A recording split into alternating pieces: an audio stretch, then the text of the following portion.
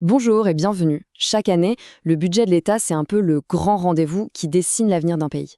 Aujourd'hui, on va donc plonger ensemble au cœur du projet de loi de finances du Maroc pour 2026 pour essayer de décrypter ses ambitions, ses priorités et bien sûr sa stratégie économique et sociale. C'est la grande question, n'est-ce pas?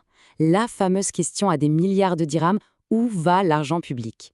Pour y répondre, on va suivre son parcours, un peu comme un jeu de piste, depuis les impôts jusqu'aux grands projets et aux services qu'il finance, le tout en se basant sur ce que prévoit le plan pour 2026. Voici le programme. On va commencer par les bases, histoire que tout le monde soit sur la même longueur d'onde. Ensuite, on explorera le contexte et les grandes priorités, qu'elles soient sociales ou économiques. Après ça, on se plongera dans les chiffres clés pour voir ce que tout cela signifie concrètement. Allez, c'est parti. Ok, première étape. Avant de se noyer dans les milliards et les pourcentages de 2026, prenons juste un instant pour revenir à l'essentiel. C'est quoi au juste un budget de l'État et comment est-ce qu'il est construit? En fait, c'est un peu comme le budget d'une famille, mais à l'échelle de tout un pays. D'un côté, il y a les rentrées d'argent, ce qu'on appelle les recettes, ça c'est principalement les impôts. De l'autre, il y a les sorties, les dépenses, qui servent à financer les services publics, à construire des infrastructures et à soutenir l'économie. Et attention, ce budget il ne sort pas d'un chapeau. C'est un processus très rigoureux en 4 étapes. D'abord, le gouvernement prépare le projet. Ensuite, le Parlement en débat et le vote. Après, les ministères l'exécutent. Et enfin, des organismes de contrôle vérifient que l'argent a bien été dépensé comme il le fallait. Voilà, maintenant que les bases sont posées, on peut s'intéresser au contexte. Parce qu'un budget, ça ne se fait pas dans une bulle, ça répond toujours à des défis et à des opportunités. Alors, quel est le décor pour 2026? Eh bien, on peut dire que le Maroc navigue un peu entre deux eaux. D'un côté, le contexte international est, disons-le, assez tendu. La croissance mondiale ralentit. Mais de l'autre côté, au niveau national, le tableau est bien plus optimiste. L'économie marocaine montre une vraie résilience, le déficit se réduit et l'inflation semble bien maîtrisée. Alors, face à cette situation un peu double face, le gouvernement a mis sur la table 4 grands piliers.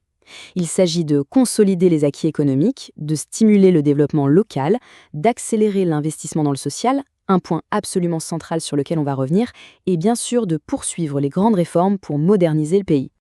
Allez, faisons un zoom sur l'un de ces piliers, et pas n'importe lequel, l'État social.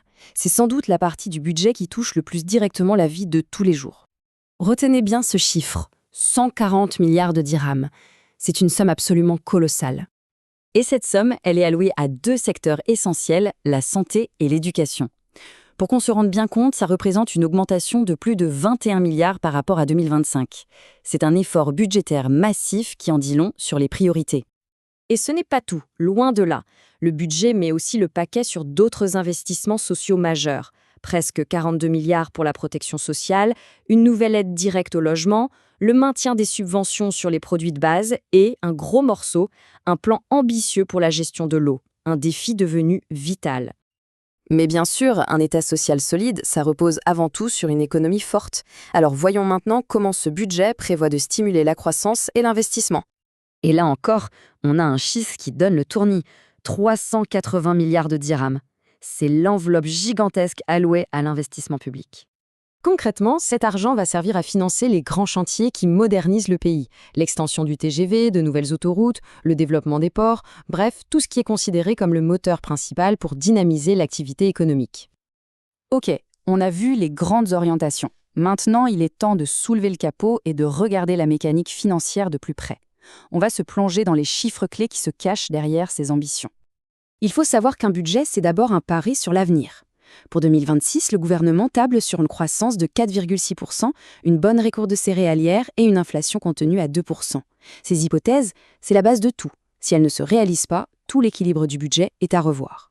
Et voici le cœur du réacteur, l'équation budgétaire. L'État prévoit des recettes d'environ 421 milliards de dirhams pour des dépenses de près de 528 milliards. Le calcul est vite fait, il y a un trou de plus de 100 milliards. C'est ce qu'on appelle le déficit. Et pour le combler, l'État devra s'endetter. Mais d'où viennent exactement les recettes de l'État? Eh bien, principalement de la TVA, l'impôt qu'on paie sur la plupart de nos achats. Vient ensuite l'impôt sur les bénéfices des sociétés, puis l'impôt sur le revenu des salariés et des indépendants. Face à ce déficit, l'objectif clé du gouvernement est très clair, le ramener à 3% du PIB. Le PIB, c'est la richesse totale produite par le pays en un an. Et viser ce chiffre de 3%, c'est un signal fort envoyé aux investisseurs et aux partenaires internationaux. Ça veut dire, le Maroc s'engage à une gestion rigoureuse de ses finances publiques. Bon, on a vu beaucoup de chiffres, beaucoup d'orientations. Alors au final, que faut-il vraiment retenir de ce grand plan financier pour 2026? On peut résumer ça en 4 points. D'abord, c'est un budget qui joue les équilibristes, entre des dépenses sociales massives et un soutien fort à l'économie. Deuxièmement, il affiche une volonté de discipline budgétaire. Troisièmement, il s'inscrit dans la continuité des grandes réformes du pays. Et enfin, plus concrètement, il prévoit la création de plus de 55 000 postes dans la fonction publique. Et on termine sur cette question ouverte, parce qu'au-delà des chiffres d'une seule année, ces choix budgétaires sont en train de dessiner le Maroc de demain. C'est sa compétitivité, sa cohésion sociale et même sa place dans le monde qui se joue dans ces arbitrages.